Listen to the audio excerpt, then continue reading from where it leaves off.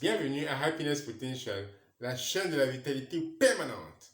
Fabrice Emini, c'est mon nom, je suis nutritionniste à Happiness Potential. Ravi en ce moment pour moi de m'exprimer devant vous sur le sujet de la résistance à l'insuline, cause cachée de l'obésité et du diabète. Très important. Prenez votre carnet de notes, prenez votre stylo et notez. Ça, c'est l'une des vidéos les plus importantes que vous auriez à suivre. Parce que l'information de cette vidéo est essentielle, parce qu'elle est le côté caché des problèmes d'obésité, de régime yo-yo et même aussi des cas de prédiabète et de diabète. Mais mon rôle ici maintenant est de vous expliquer comment ça se passe. Donc, sujet principal, la résistance à l'insuline, cause cachée de l'obésité et des cas de diabète.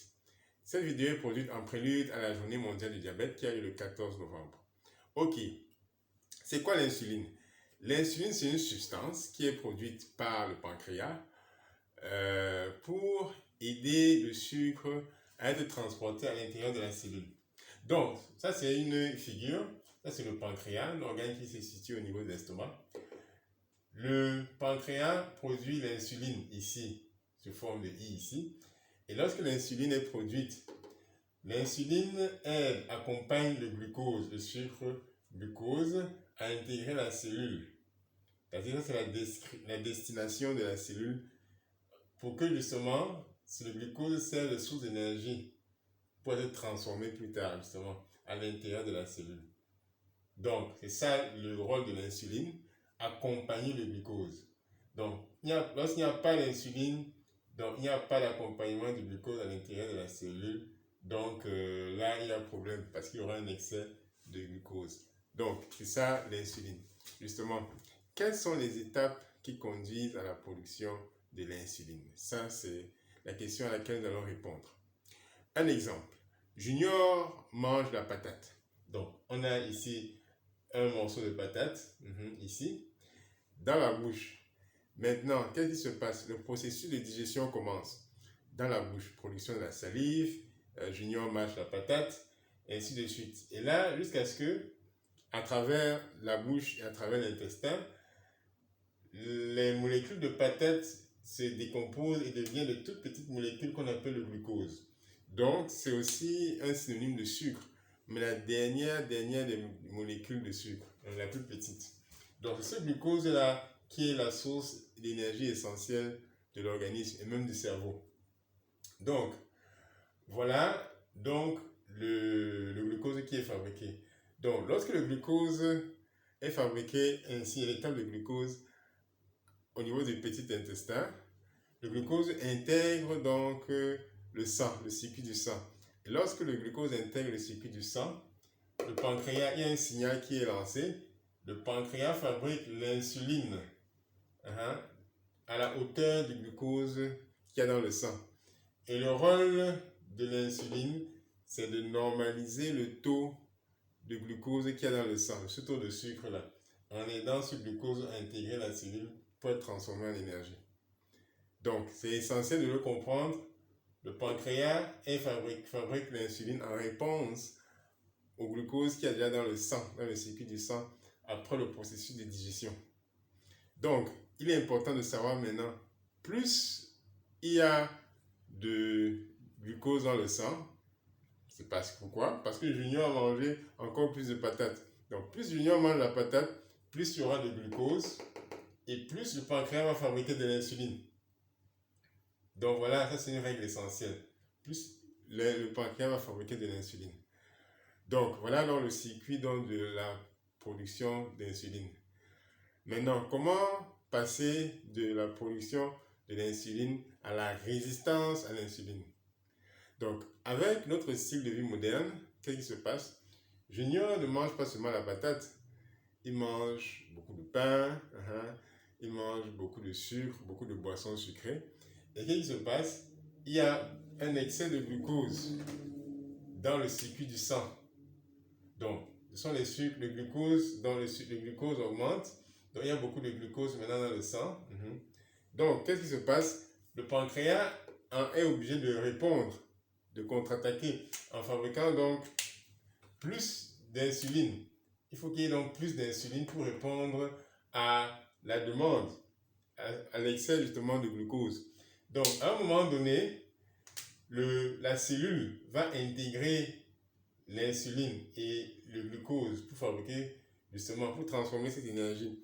Mais parce que ça devient déjà vraiment avec le temps, c'est vraiment, ça va devenir beaucoup, ça va beaucoup, ça va un excès. La cellule va devenir insensible à l'insuline. Insensible, parce qu'il y a beaucoup de sucre, beaucoup de glucose, beaucoup d'insuline. À un moment donné, la cellule en aura assez. Donc, elle ne va plus intégrer la cellule, l'insuline et le glucose comme avant. Donc, il y en aura plus autour de la cellule. Et c'est ça qu'on appelle la résistance à l'insuline. Pourquoi? Parce que Junior consomme beaucoup de sucre, tapioca, beaucoup de riz, beaucoup de pain, beaucoup de boissons sucrées. Et il y en a beaucoup ici. Donc, le corps, la cellule notamment, ne peut plus absorber l'insuline et le glucose comme avant. Donc, il y a des restes autour de la cellule. Donc, quel est donc le rapport entre l'excès de glucose et d'insuline et puis l'obésité? Parce qu'il y a un excès de glucose ici autour de la cellule, l'intelligence de l'organisme va vouloir protéger les organes vitaux, c'est-à-dire le cœur, le cerveau. Il va donc transformer l'excès de glucose là en graisse pour sauver les organes vitaux. Donc c'est ainsi que la graisse va être fabriquée pour protéger les organes vitaux de Junior, puisque c'est de Junior qu'il s'agit. Donc la graisse est donc un moyen donc, de stocker cet excès de glucose là. Et c'est pour ça que beaucoup de personnes en état de prédiabète deviennent obèses, parce qu'ils n'arrivent pas à transformer cet excès de glucose là en énergie. Donc voilà donc le rôle entre cette production, justement, cette présence en excès de glucose et justement l'obésité. Mais, quelle est la réponse ultime? Qu'est-ce qu'on va faire? Qu'est-ce qu'on va faire dans ce cas-ci, lorsqu'il y a résistance à l'insuline? La première chose, c'est de répondre à la question: comment est-ce que la cellule va intégrer justement l'insuline, puisque justement la cellule est résistante à l'insuline, il y a une résistance. Qu'est-ce qu'il faut faire pour que la cellule intègre maintenant la cellule? Et de deux maintenant, comment faire pour que le pancréas normalise sa production d'insuline dans le sang, parce qu'il y a un excès d'insuline. Ça, ce sont les deux étapes les plus importantes pour normaliser et pour réduire les taux d'obésité et de diabète. Pour quitter l'état de diabète à un état normalisé, et pour quitter l'état de prédiabétique à un état normalisé. Et c'est de ça qu'il s'agit. Les experts en nutrition travaillent dessus, c'est-à-dire réussir à ce que la cellule intègre l'insuline désormais, normalement, et aussi surtout que les excès d'insuline, le pancréas puisse fabriquer l'insuline de manière normale et plus en excès comme avant.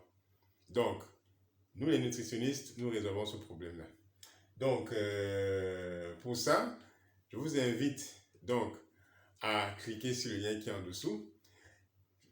Grâce à ce lien, vous allez venir en consultation gratuite et vous allez avoir une mesure de l'insuline chez vous, ce qui ne se fait pas justement de manière régulière dans les pharmacies, dans les hôpitaux. On va mesurer votre insuline et puis on va vous donner des conseils personnalisés.